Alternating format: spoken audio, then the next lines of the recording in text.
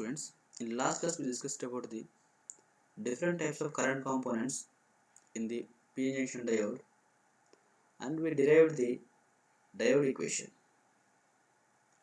Today we will discuss about the how the temperature effect on diode and how VI characteristics of diode affected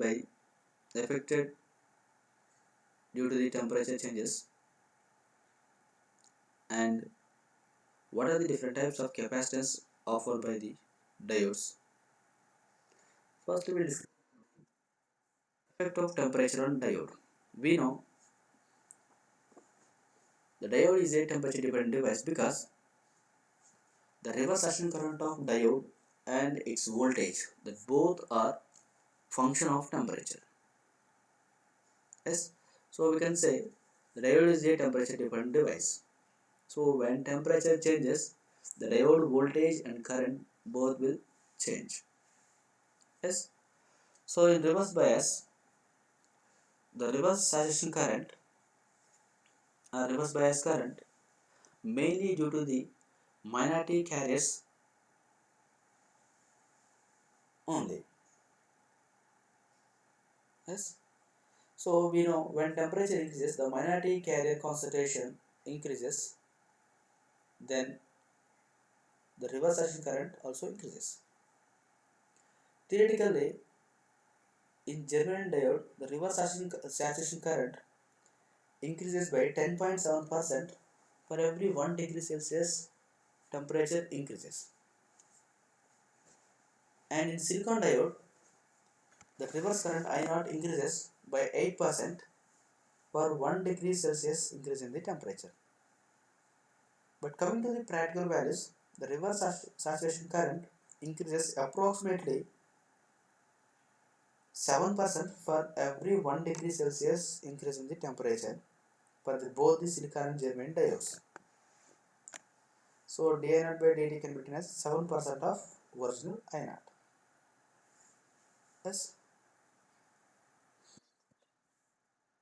If 10 degrees Celsius of temperature increases, then what happens? Reverse saturation current will be doubled.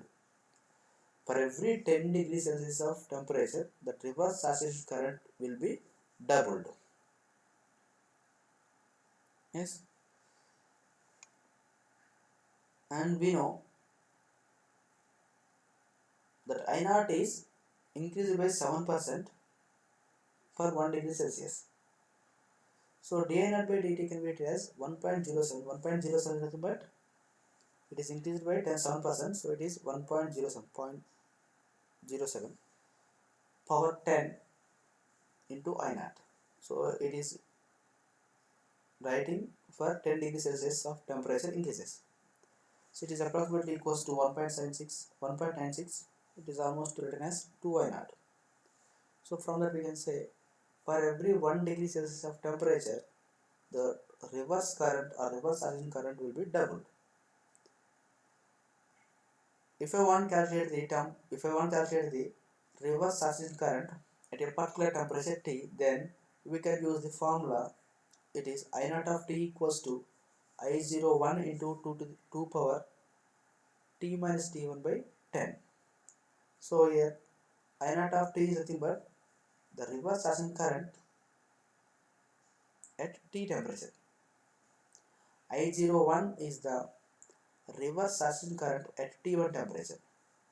So if I want to calculate the reverse saturation current at T temperature, we can use this formula. Okay. So when we are doing the problems, we need to consider only practical values only. So for every 1 degree Celsius of temperature in the both the diodes, reverse saturation current will be increases approximately 7%. This one only. When temperature changes, the diode voltage also changes. Theoretically, in germanium diode, voltage decreases by 2.123 millivolts per 1 degree Celsius increase in the temperature. And in silicon diode, voltage decreases 2.3 millivolts for 1 degree Celsius temperature increases. Practically, the diode decreases the approximately 2.5 millivolts for 1 degree Celsius temperature increases for both the silicon and germanium diodes. So here it is, we have written dV by dt equals to minus 2.5 millivolts per 1 degree Celsius. Reverse action current is increases 7% of I naught, and here diode voltage is decreases by minus 2.5 millivolts. Yes. So here you can observe the graph. So here T1 and T2. So T1 is smaller value, temperature T1 is very smaller compared to T2. So the difference between T2 and T1 is 1 degree Celsius. But at particular current I, the voltage difference is 2.5 millivolts. So when temperature increases, the voltage is decreased by 2.5 millivolts. So here we can say the diode voltage and currents are function of T.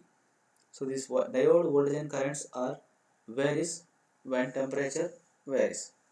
So how the voltage and current characteristics of diode varies. So this will be, we can VI characteristics graph. So in first quadrant we can observe the forward bias characteristics. In this we mention the three forward bias characteristics that are minus 75 degrees Celsius and 25 degrees Celsius and 125 degrees Celsius. So 125 degrees Celsius or thick dotted line, and 25 degrees Celsius is blue line, and minus 75 degrees Celsius is thin dotted line. So here we need to observe the cut-in voltage. So cut-in voltage is nothing but the minimum voltage required to start the conduction in the diode. Yes. So here the cut-in voltage of the diode is decreases when temperature increases. Yes. So here you can observe the cut-in voltage is decreases when temperature increases. Yes. And for a particular value of Vf or particular value of forward bias voltage, the currents If1 and If2 are different for different temperatures. So for same value of forward bias voltage, that forward current is more at higher temperature. So If2 is more compared to the If1. So If2 value is from the 125 degrees Celsius of the temperature. Yes. So when temperature increases, the diode cut-in voltage will be decreases. Coming to the reverse bias characteristics, so you can observe in quadrant 3. So here also you can observe the three different temperatures: 25 degrees Celsius, plus 125 degrees Celsius, and minus 75 degrees Celsius. So when temperature increases, the reverse current also increases, and the breakdown voltage is also increases. So here you can observe the graphs: minus 75 degrees Celsius and 25 degrees Celsius. The breakdown voltage is increases. Yes. So from the VI characteristics of temperature, so when temperature increases, cut-in voltage decreases and breakdown voltage increases. Clear? So from that we can say the diode is a temperature dependent device. Diode capacitance. So here the diode is offering two different types of capacitance, that are transition capacitance and diffusion capacitance. What is capacitance? Capacitance is nothing but, we know, the rate of change of voltage rate of change of charge with respect to voltage. Yes. So capacitance C can be written as dq by dV. If the charge is stored in device varies with respect to applied voltage, then the device is called capacitor.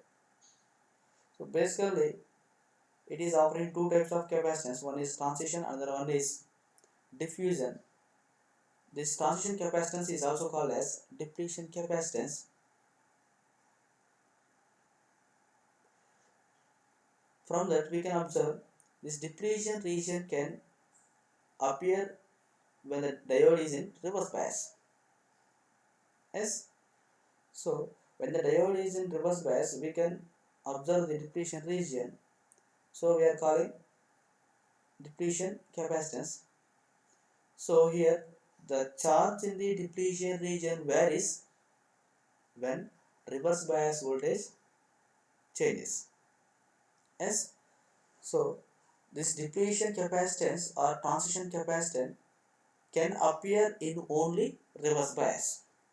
So when the diode is in reverse bias, that means we are connecting the p-type semiconductor to the negative terminal of the battery and n-type semiconductor to the positive terminal of the battery. We can observe in the diagram.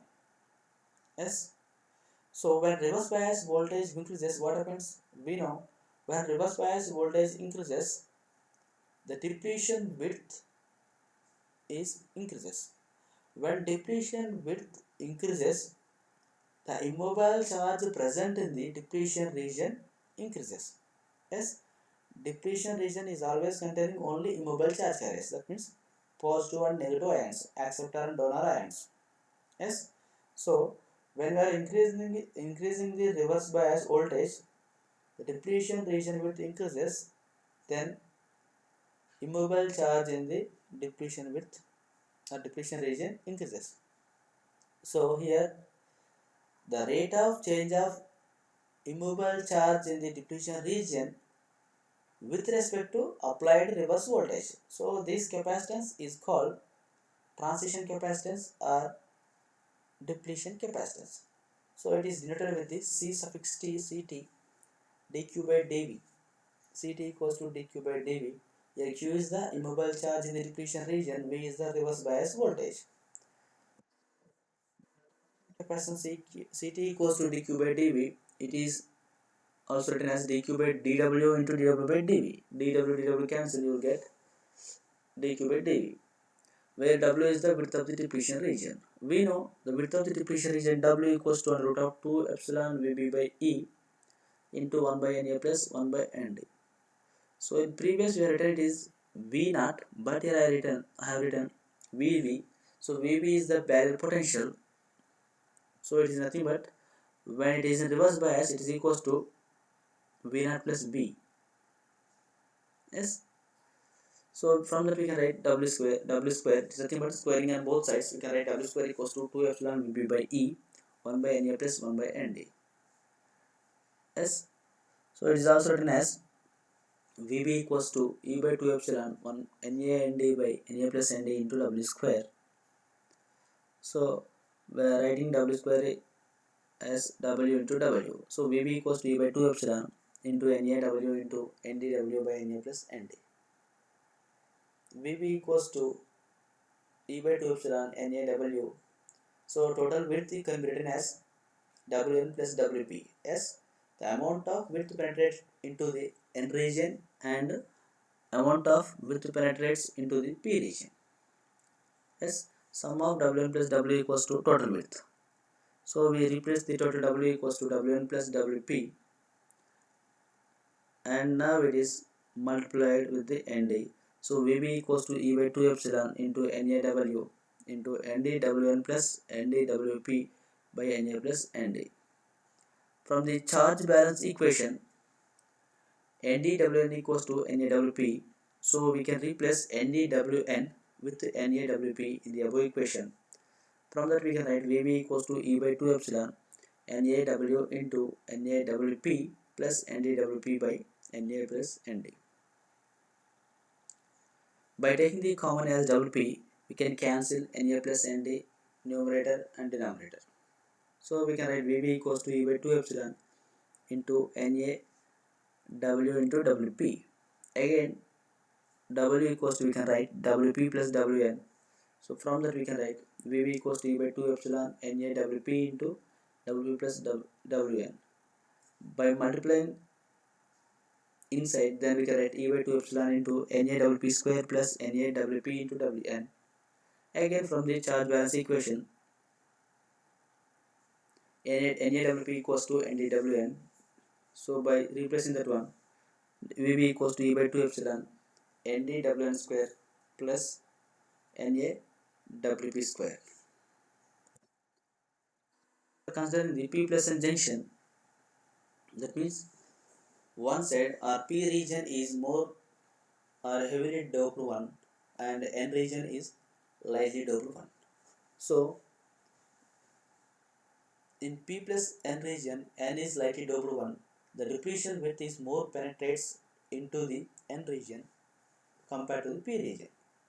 So we already derived Vb equals to E by 2 epsilon Ndwn square plus Nawp square, where Vb is the net barrier potential. It is equals to V naught plus V. V naught is the built-in potential and V is the applied reverse bias voltage. From that we can write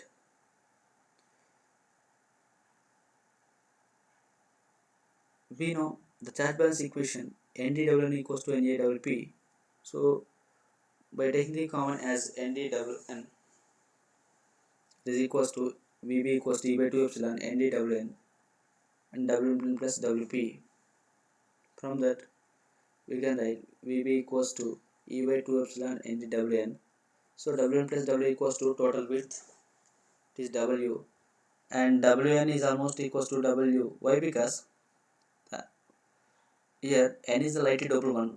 The more depletion width is penetrates into the N region only compared to the P region. So Wn is almost equals to the W. So we can write it is V naught plus Vb. Vb is replaced with V naught plus Vb is equals to E by 2 epsilon Ndw into W.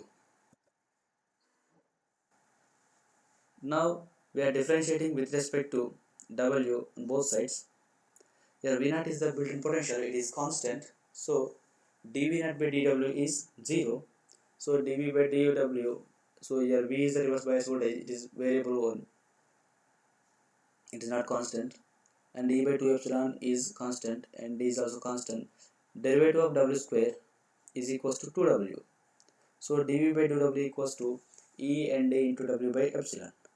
So from that we can write dW by dV equals to epsilon by E and D into W. This is equation number 2.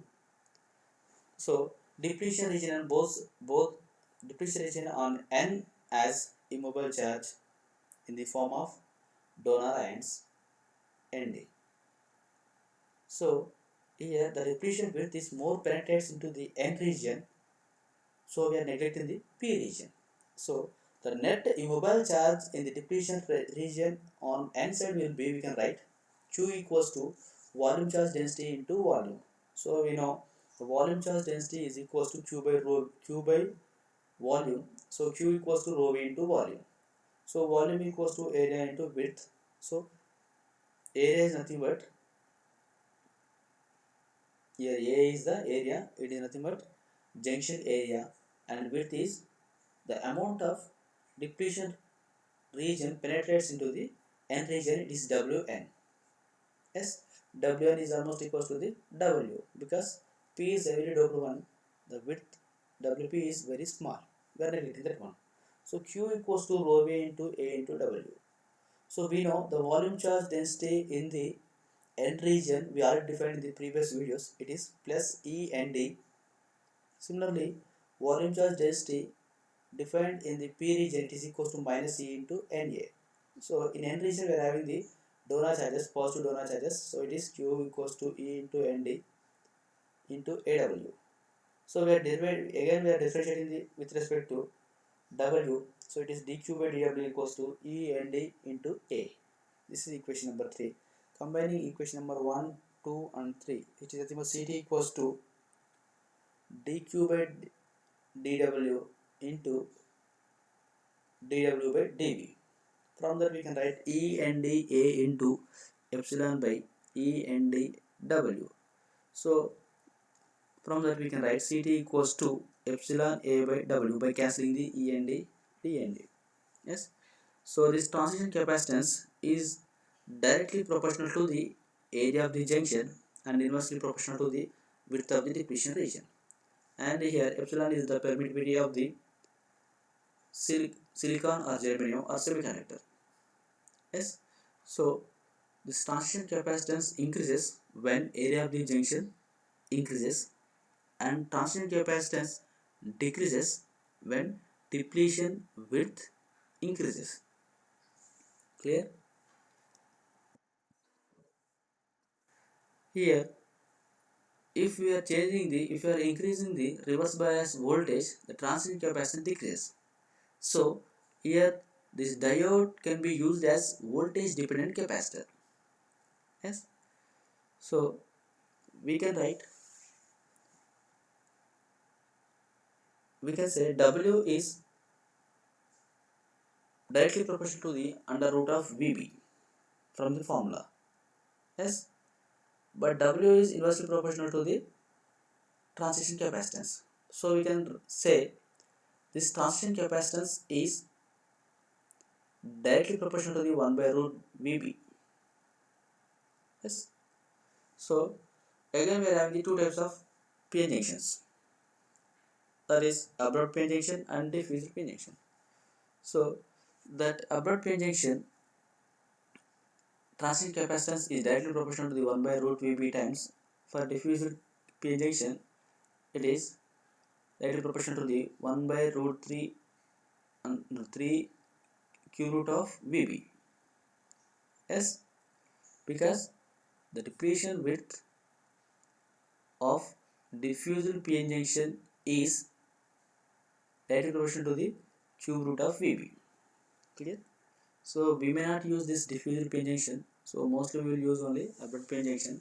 So the transition capacitance of abrupt PN junction is directly proportional to the 1 by root VB times. We know this one.